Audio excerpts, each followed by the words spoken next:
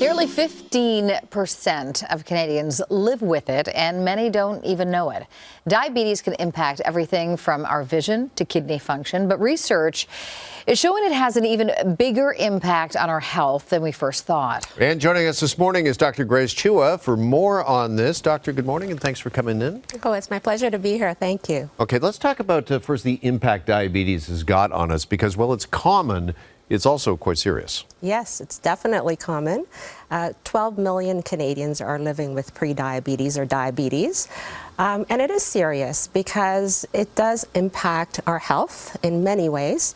When there's high blood sugar, with time it causes damage to our arteries as well as to our nerves. And this leads to not only heart disease, but also strokes, kidney disease, right? It can also lead to blindness when it affects the eyes, as well as numbness. The nerves cause numbness and pain in our extremities, and also more apt to have serious infections, particularly in the feet, that can lead to amputations. Not to mention that there is a connection with diabetes and early dementia as well. Okay. February also happens to be Heart Health Month, and there is research that shows there's actually a connection between type 2 diabetes and our heart. Yes, definitely. So cardiovascular disease or heart disease is the #1 cause of death in diabetics. About 1 in 3 diabetics have heart disease. And if you have diabetes, you're 2 to 4 times more likely to have heart disease or develop heart disease. So there is a definite connection. You're going to ask me where is the connection and how does it happen? So the main root cause of diabetes is abnormal fat cells. So we all have fat cells that we store for a rainy day for energy. But when these overflow, then we get deposits of fat cells in abnormal places. We know all about the belly fat, right, as well. This can wrap around organs such as the heart, kidneys, pancreas, and cause disease. And what this causes is it makes the environment of the body very high in inflammation.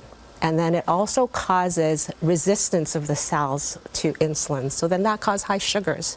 And then with that causes damage to the blood vessels as well as the arteries. Okay, so this really is all interconnected. And just wondering, how quickly can one condition lead to another? Does this take a long period of time, or can this come on quickly?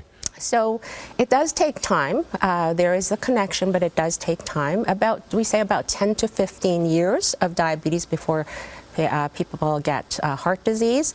However, the key thing here is you can get damage to your heart and your vessels even before diabetes. You can get it with pre-diabetes.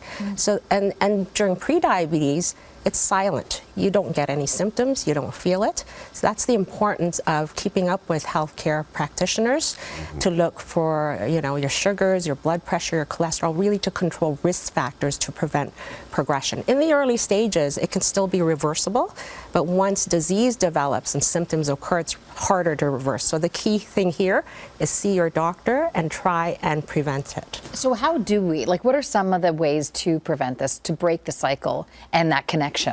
Yeah, so that's a great question, and it's well within our control. Okay, so it's obviously early detection. See your healthcare practitioner, as I've been saying, but also a lot of this is in our control. We can. There's 8 things really to remember. #1, eat healthily.